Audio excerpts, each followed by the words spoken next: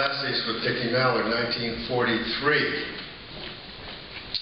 Alone in the garage, I worked my hand through the floppy top cloth of my marble bag and squeezed full handsful of little glass balls, dribbling them in the dark, in the pile, in the metallic dark.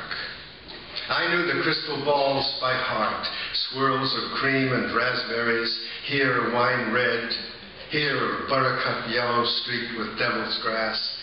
It was May, the marble season.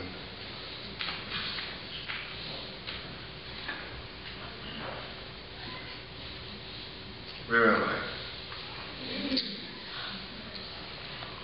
There we go. I carried the sugar bag around the neighborhood after school, plopping it in backyards, calling for takers. We gouged holes with our heels in lawns, driveways, sidewalks, earth gutters. We scooped fistfuls of dirt with our hands, patted the edges of our holes with our fingertips, and closest to the hole shot first. Tucking my thumb against my curved forefinger, I nubbed the sweet rolling glassies into the hole, every one. I never lost. I was Midas Junkins, the glassy king. And one day, Dickie Mallard walked up from Blue Ridge Road and stood in the street outside my house. "You got any glassies?" "Sure. You want to play?" We dug 10 giant purees out of his pocket. He'd roll against everything in my bag. And one by one, he fingered them in the afternoon sun. Blue bachelor buttons, orange poppies, copper green lily pads. The colors were so rich, my belly churned with a lover's passion. Mallard kept throwing them. Candle wax black, burnt pumpkin belly black, the black eyes of the new girl on her back in the field staring sideways. Mallard rolled them all and lost every one. When it was over, his risky debonair ways puzzled me.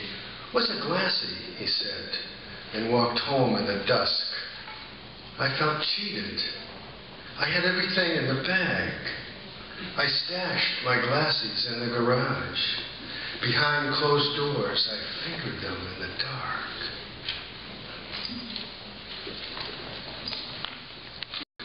The glass crystal. My yellow school. This is about the playground on the 6th grade elementary school that I went. There were 3 rooms, 2 classes in each room. And out in the yard, it was all just little small white rocks. My yellow school, my yellow childhood, my birches in the playground, my sea green swings, my stone running place. Miss Bridgham claps her hands on the school balcony porch. Recess is over.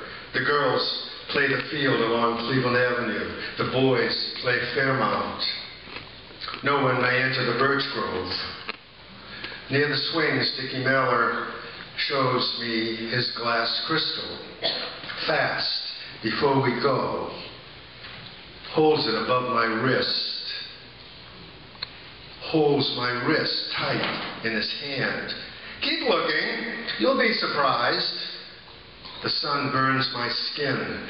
I pull my hand, shake it, tears in my eyes. "You goddamn Mallard," laughing, putting the crystal back in his pocket. Miss Bridgham clapping. "Come girls, come boys."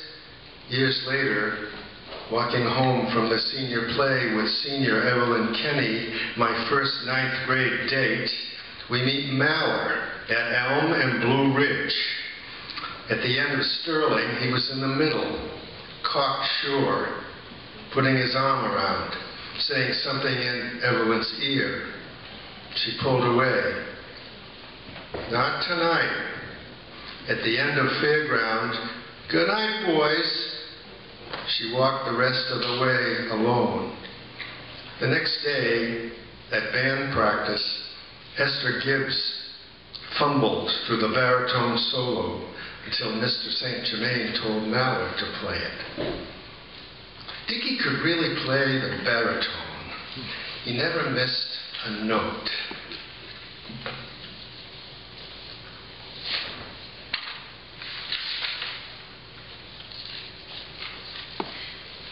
Running the Bucky on Wimstead's Pond. South's house, we showed up for hockey at Wormy, the cow pond. The valley ice was black thin. No one dared skate. Then Buddy Fredrickson started across, edging and slipping, laughing that no one else dared do it. Ralphie Romano took a head start from the low bank as a door prize, and that really ticked him off. But this poem is, I've heard poets say this before, that everything in it is true. And it's usually not, but everything in this is true. And I went away to college, and she fell in love with a kid named Richard Henniger, who I don't like very much either. And but that's the way it goes. And so this is a cheer, in retrospect, for Janice Weir. Up the street, all the presidents' names under our feet, down Cleveland, down Harrison, down Garfield, and Washy and Jeffy. After dark that first spring I learned, stopping and kissing all the walk home, your back porch with the yellow wooden rail.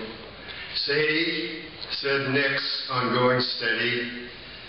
One night I trailed you in my father's 38 Buick and waited for Charlie Prentice to bring you home.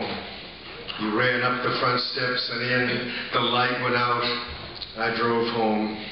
Then you fainted at school. I carried you to the nurse's office. Fell asleep afternoons across the end of your bed. You were doing algebra. I never knew what you were sick with. Once, we played our clarinets in Door Memorial Church, and I squeaked. You pretended you never heard. You slipped that $5 into my wallet on the Everett to Boston MTA. I didn't figure that for a month. I was slow on the take, slower on the give. When you fell for Richard Henniger, I would not come home from college. Even Minister Udi from Australia could not get me to eat. You cried in church. I screwballed off in a soggy dream. Dear Jan, with the over-the-shoulder look, we touched only with our mouths. Pert, quick-eyed, you ran like a fawn, arm-wrestled like a Japanese flyweight. Except, if you will, this cheer, and another, and 3, in my 50th year, up the long, long street. That's my favorite poem.